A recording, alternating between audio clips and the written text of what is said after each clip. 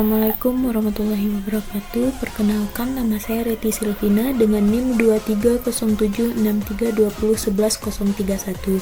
Baiklah, di sini saya akan menjelaskan terkait materi fokus tadi perbandingan administrasi publik, di mana ini untuk memenuhi ujian tengah semester mata kuliah perbandingan administrasi publik.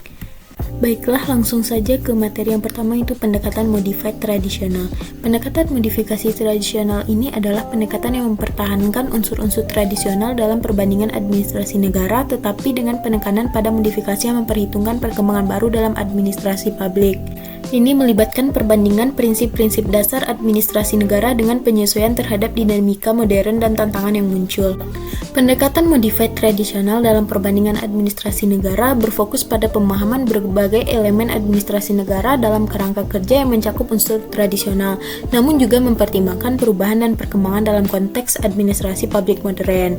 Pendekatan modified tradisional menekankan pemahaman elemen-elemen dasar dalam administrasi negara yang berakar dalam sejarah, namun juga menyadari pentingnya adaptasi terhadap perubahan zaman.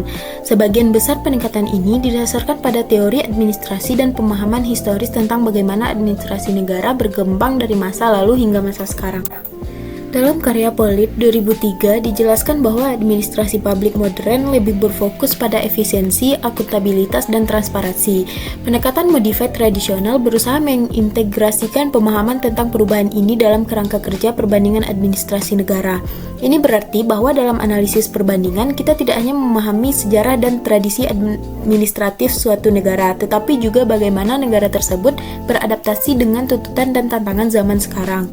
Salah satu aspek utama yang ditekankan oleh pendekatan modified tradisional adalah pentingnya tradisi administratif dalam membentuk administrasi negara suatu negara. Beberapa peneliti seperti Rix 1964 menyoroti konsep administratif tradition yang merujuk pada warisan historis dan budaya administratif suatu negara.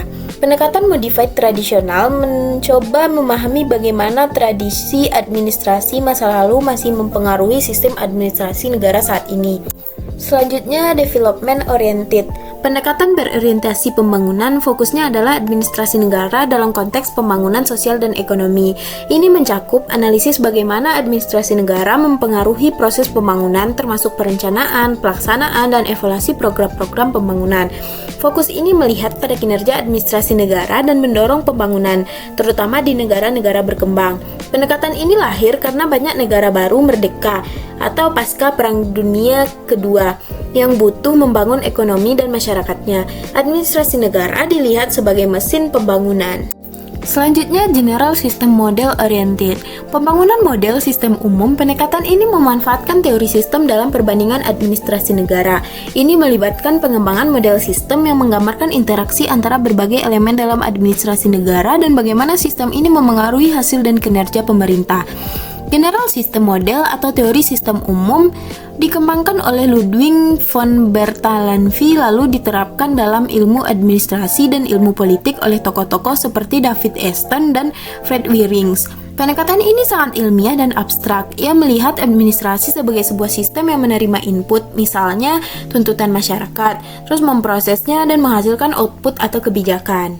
Kemudian middle rank theory formulation. Formulasi teori tengah tingkat fokusnya adalah pengembangan teori tengah tingkat yang memberikan wawasan konkret tentang isu-isu administrasi negara tertentu. Ini melibatkan formulasi teori yang lebih spesifik daripada teori umum, namun lebih umum daripada teori yang sangat terperinci. Memberikan wawasan konkret, artinya teori ini bisa langsung digunakan untuk memahami, mengevaluasi, atau memperbaiki praktik administrasi publik. Nah, selanjutnya contoh perbandingan pendekatan modified tradisional itu antara Indonesia dan Jepang. Contoh di Indonesia itu di desa-desa Jawa, praktik tradisional seperti minum jamu kunyit untuk meningkatkan produksi ASI dimodifikasi dengan penambahan tablet vitamin A dari program Posyandu. Ini membantu mengurangi anemia pada ibu hamil dari 37% menjadi 20% di daerah tersebut. Meskipun tantangan seperti kualitas jamu yang tidak standar masih ada. Sedangkan contoh di Jepang itu tradisi kampo atau obat herbal Jepang seperti penggunaan akar ginseng untuk stamina ibu dimodifikasi dengan ekstrak standar dan dikombinasikan dengan aplikasi kesehatan digital untuk pemantauan nutrisi. Ini mendukung ibu hamil di Tokyo dengan tingkat anemia turun hingga 10% berkat regulasi ketat dari Kemenkes Jepang. Perbandingannya, di Indonesia modifikasi ini lebih bergantung pada inisiatif komunitas dan biaya rendah, tetapi kurangnya standarisasi meningkatkan risiko. Jepang lebih efektif karena integrasi formal dengan teknologi menghasilkan hasil kesehatan yang lebih konsisten dan aman. Kemudian contoh perbandingan pendekatan General System Model Oriented Indonesia versus Jepang. Contoh di Indonesia, sistem kesehatan ibu dan anak di Bali menggunakan model ini dengan input berupa anggaran desa untuk vaksinasi. Proses melalui puskesmas yang mengintegrasikan tenaga kesehatan lokal dan output berupa penurunan angka kematian dari 30 per 1000 menjadi 20 per 1000 kelahiran hidup. Feedback dari survei komunitas membantu memperbaiki akses di daerah terpencil. Contoh di Jepang yaitu sistem asuransi kesehatan universal di Osaka menerapkan model ini dengan input anggaran nasional tinggi. Proses melalui klinik prenatal terintegrasi dengan rumah sakit dan output AKB rendah 1,5 per 1000. Feedback dari data elektronik memungkinkan penyesuaian cepat seperti peningkatan dukungan untuk ibu usia lanjut.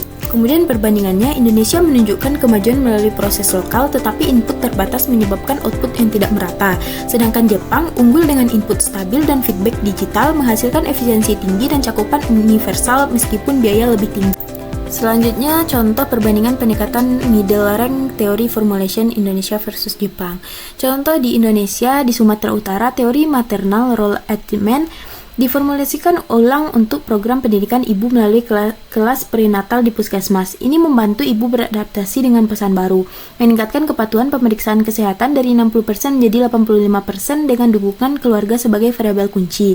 Contoh di Jepang, di Kyoto, teori serupa diterapkan dalam aplikasi seluler yang memandu ibu melalui tahap adaptasi pasca melahirkan. Dengan integrasi data kesehatan, ini menghasilkan tingkat kepuasan ibu 90% dan penurunan depresi postpartum hingga 15% melalui pengujian teori dengan sampel besar. Perbandingannya ialah kedua negara menggunakan teori ini untuk intervensi spesifik, tetapi Jepang lebih sukses karena akses teknologi dan data empiris yang memungkinkan penyesuaian cepat. Indonesia mengandalkan dukungan sosial yang efektif di komunitas padat, namun memerlukan lebih banyak pengujian untuk skalabilitas. Sekian hasil dari presentasi saya. Terima kasih atas perhatiannya. Assalamualaikum warahmatullahi wabarakatuh.